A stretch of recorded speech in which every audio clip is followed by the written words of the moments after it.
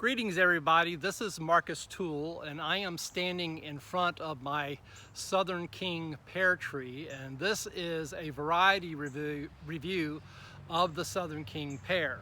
Southern King is a relatively new variety of pear that was bred for the Deep South. Its mother strain is called the Tennosui pear, and this is an example of a Tennosui pear. And its pollen parent is a Hosui, and I don't have a Hosui because Hosui is an Asian pear, and it's an Asian pear that's not fire blight resistant enough for my area. But I do have the sister variety of the Southern King pear, which looks just like a Hosui, which is this is called Tennosui. So that's what the pollen parent looks like, although that is actually a sister, full sister. Both shares a pollen parent and the seed parent in common with the Southern King. The Southern King pear, what the breeding happened in the mid-90s. The pear was released to the public at about the same time that the Tennosui was, which was about 8 years ago. My tree was bought my tree about a year later, so my tree is about 6 or 7 years old. And today I'm going to review the variety.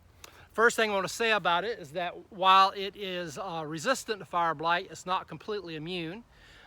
It blooms earlier than Tennosui. It's a mid-season blooming pear, so it doesn't bloom with my earliest pears, such as the earliest blooming varieties such as Baldwin and Southern Bartlett and Acres Home. It overlaps a little bit with them, but mostly it blooms with varieties such as LeConte and Golden Boy and sort of the mid-season bloomers, and overlaps a little bit with some of the later season bloomers such as Tennosui, but not really.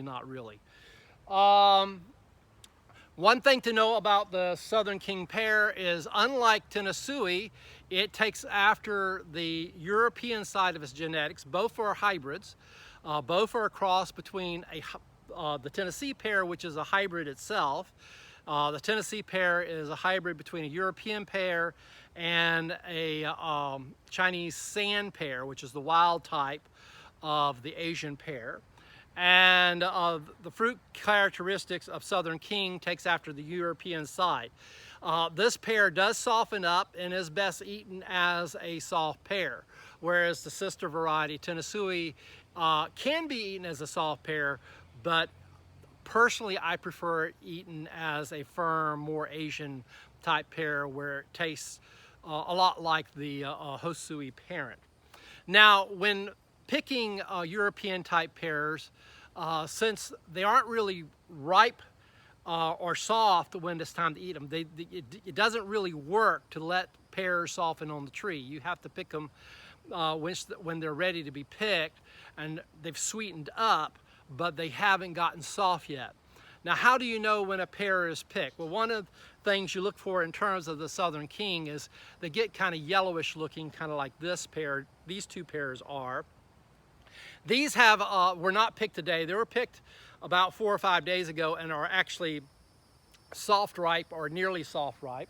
But I'm going to pick a pear now, and I'm going to show you how to tell when a pear is ripe and ready to be picked. Here's one that I'm pretty sure is ready to be picked. And all you do is you just lift up on it, and it snaps off the tree without you having to put any pressure on it. You just lift up and it just comes right on off. Here's another one that may be ready, may not be. Not sure. Yes, it is. It broke.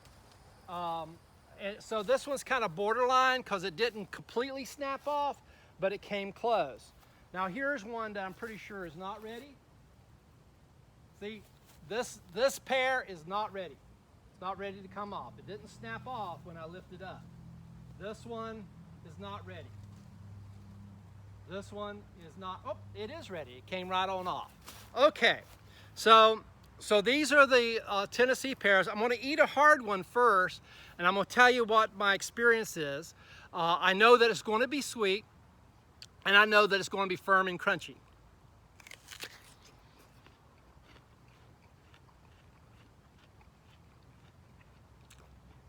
Okay.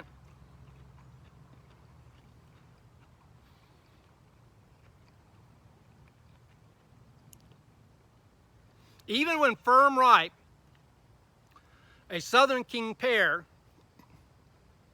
is one of the sweetest pears you're ever going to eat. The texture is crunchy, but it's not hard. And this would make a pretty good salad pear. It's not as good of a salad pear as a sister Tennosui, only because its flesh will begin to turn brown in about 30 minutes or so.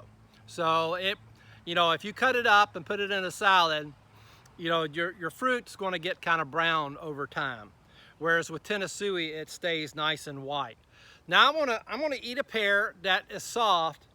Now when a pear is soft ripe. This is not super soft ripe, but it's beginning to get there. And you can tell because there's a little bit of give at the top of the fruit, just a little bit. And so that's when you know it's beginning to get ripe, begin to get kind of just a little bit soft ripe. Let me try this.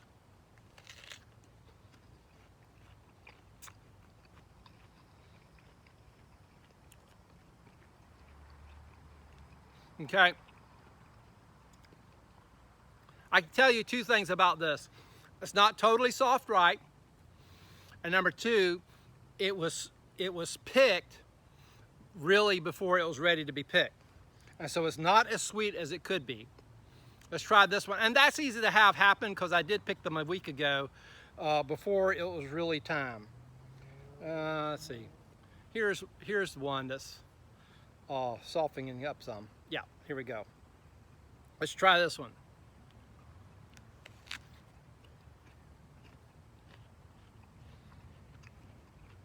It could soften up another day, but the fruit of the gods. What I can tell you about Southern King is that it's one of the sweetest pears out there that we can grow in the Deep South. Its mother variety, Tennessee, is actually sweeter when it's very, very, very, very ripe. But this pear is, as far as the pears I have, is a close second. Now the thing about the Tennessee pear is that it has very thick and bitter skin, and so you will need to peel that pear. The other thing about the Tennessee pear, until it is so ripe that the skin is completely yellow, or the green part of the skin is completely yellow, it is bitter and astringent. So if I were to bite into this pear, it would not be even though it would be extremely sweet, it would not be a very pleasant experience. Now when this green part of the skin turns completely yellow, this is one of the absolute best pears. And quite frankly, I prefer the Tennessee pear as a crunchy pear. It browns real bad, so it's not necessarily a great salad pear, but I prefer it as a crunchy pear, and it is one of the best, and it has a very spicy flavor. The Southern King also has a flavor that borders on spicy.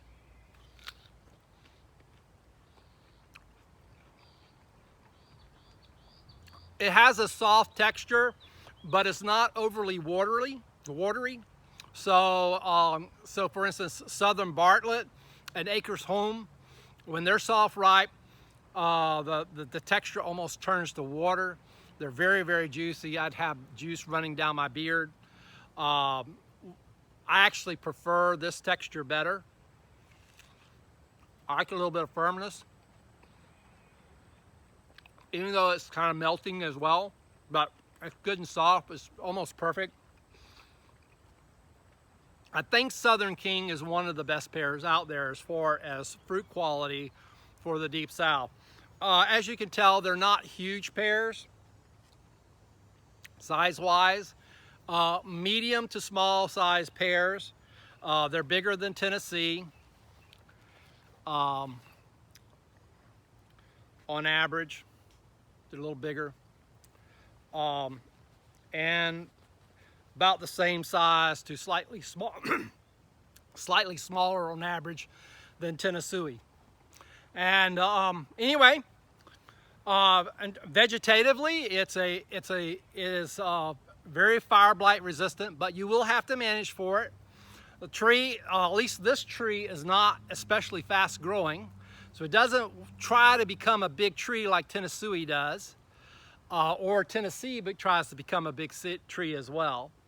And you will have to manage for fire blight. You probably need a pollinizer for it, but I really don't know the answer to that question. I don't think Southern King has really been tested in terms of, is it fruitful without a pollinizer? My tree has plenty of other pear trees that bloom with it, so it's not a test here for it. So you would have to find out from someone else who has a Southern King that doesn't have a pollinizer to know whether or not it will produce without one.